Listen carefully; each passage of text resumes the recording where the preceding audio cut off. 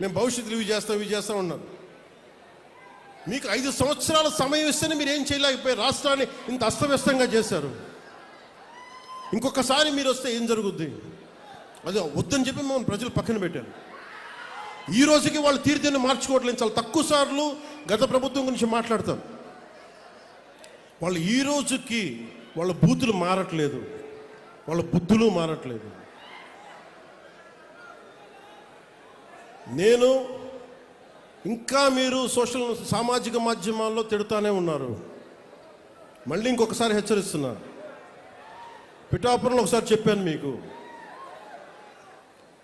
మళ్ళీ మీరు కూర్చొని పాత పద్ధతిలో కనుక మళ్ళీ నాయకులు మళ్ళీ మీరు పిచ్చి ప్రలాపనలు చేస్తే పర్యవసానాలు చాలా తీవ్రంగా ఉంటాయి, గుర్తుపెట్టుకోండి. మిమ్మల్ని మీరు కానీ మీ నాయకులు కానీ మీరు ఒక క్రమబద్ధంగా ఒక పద్ధతిలో మమ్మల్ని విమర్శిస్తే తప్పులను మేము సరిదిద్దుకుంటాం, వివరణిస్తాం. అలా కాకుండా వ్యక్తిగతంగా మళ్ళీ పాత పద్ధతిలో చేస్తే ఈసారి నేనే చెప్తున్నా. మీరు పవన్ కళ్యాణ్ మంచితనం చూశారు, పవన్ కళ్యాణ్ సహనం చూశారు, పవన్ కళ్యాణ్ గట్టితనం మీరు చూడలేదు ఎప్పుడు. దయచేసి అక్కడ దాకా తీసుకెళ్ళకండి. ఎందుకంటే నాకు క్షమ ఉండదు నా దగ్గర. మీలాంటి వాళ్ళకి రిపీటెడ్ అఫెండర్స్కి, క్రైమ్ చేసి తప్పించుకుందాం అనుకున్నోడికి, రిపీటెడ్ అఫెండర్స్కి నా దగ్గర క్షమ ఉండదు. చాలా భరిస్తాం, చాలా సహనంతో తీసుకుంటాం. కానీ పదే పదే కూర్చోబెట్టి మేము ఏదైనా చేస్తామని మీరు మళ్ళీ పాత పద్ధతిలో చేస్తే వీఆర్ క్లోజ్గా మానిటర్ చేస్తున్నాం. ఎవరు ఏం మాట్లాడుతున్నారు, ఎవరు ఏం చేస్తున్నారు, మీకు అవకాశం ఇస్తున్నాను.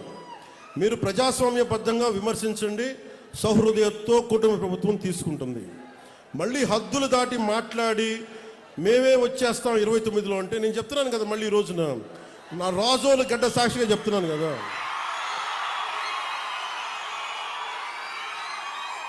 నా రాజోలు గడ్డ సాక్షిగా చెప్తున్నా.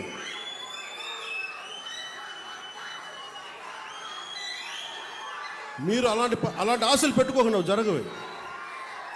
ఎందుకంటే ప్రజలు మమ్మల్ని నమ్మారు, మేము వాళ్ళ ముందుకు తీసుకెళ్తాం.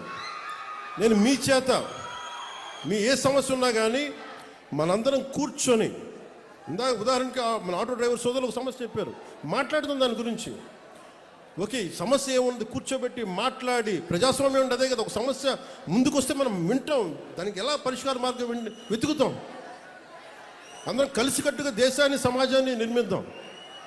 అంతేగాని క్రిమినల్ యాటిట్యూడ్ తోటి ఎవరు వచ్చినా కానీ, అది నా పార్టీ జనసేన పార్టీలో ఉన్నా కానీ, కూటమి పార్టీలో ఎవరున్నా కానీ, ప్రజాస్వామ్యాన్ని గౌరవించిన నాయకులు ఎవరైనా సరే, నా సొంత పార్టీలో, మన సొంత పార్టీలో ఉన్నా సరే, జనసేనలో ఉన్నా సరే, నేను ఉపేక్షించను. అలాంటి నాయకుల్ని, అలాంటి వ్యవహారం నడిపేవాళ్ళు నేను వదులుకోవడానికి సిద్ధంగా ఉన్నాను తప్ప, నన్ను ప్రేమించే జనాన్ని వదులుకోవడానికి నేను సిద్ధంగా లేను. నేను ఇంత స్పష్టంగా నా మైండ్లో కానీ నా గుండెల్లో కానీ ఉన్నాయి.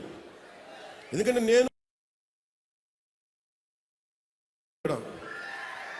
ఈరోజు మీ పెద్దవాళ్ళు అయిపోయారు, 40 ఏళ్ళు 50 ఏళ్ళు వచ్చేసినాయి. కానీ వాళ్ళందరికీ భవిష్యత్తు ఏం కోరుకుంటారు? వాళ్ళ బిడ్డల భవిష్యత్తు కోరుకుంటారు. మీ బిడ్డల కోసం ఆలోచించడానికి ఒక తండ్రి ఒక తల్లి ఎలా ఆలోచిస్తారో కూటమి ప్రభుత్వం అలా ఆలోచించాలి. ఇప్పుడే అడుగు పెట్టాం, 18 నెలలు అయింది. ఇప్పుడు స్టార్ట్ చేశాం.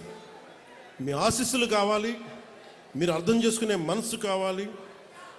అందుకని నాకు మనస్ఫూర్తిగా రాజోల నుంచి ప్రతి ఒక్కరికి, ఆంధ్ర రాష్ట్రంలో ప్రతి ఒక్కరికి, మమ్మల్ని గెలిపించిన కూటమి ప్రభుత్వాన్ని గెలిపించిన ప్రతి ఒక్కరికి 2 చేతులు జోడిస్తూ మీ అందరికీ కృతజ్ఞతలు తెలియజేసుకుంటూ, పదవులు ఎలా ఉంటాయి ఏముంటాయి నాకు ఎప్పుడు తెలియదు, ఆలోచించాల. డిప్యూటీ సీఎం అవుతాను కూడా ఆలోచించాను, ఎమ్మెల్యేగా గెలుస్తాను కూడా ఆలోచించాను. నా కోరిక ఒకటే, కష్టంలో ఉన్నవాడికి సాయం చేయాలి అన్నదే ఒకటే. అదే నన్ను ఇక్కడ దాకా పట్టుకొచ్చింది. మీరు నన్ను మనస్ఫూర్తిగా నమ్మండి. ఇందాక చెప్పినట్టుగా ఒక ఇంటికి పెద్ద కొడుకు ఎలా ఉంటుందో ఈ ప్రభుత్వాన్ని ఒక పెద్ద కొడుకుగా భావించి మీరు నమ్మండి. మీరు దీనికి ఒక 15 సంవత్సరాల సమయం కావాలి మాకు. అందుకని ఈ రోజున 100 కోట్లు ఇవ్వగలుగుతున్నాం అంటే 2014 నుంచి 19 వరకు, 2019 నుంచి 24 వరకు కనీసం ఎన్ని కోట్లు వచ్చినాయి మీరు చెప్పండి ఒకసారి మన కోనసీమకి.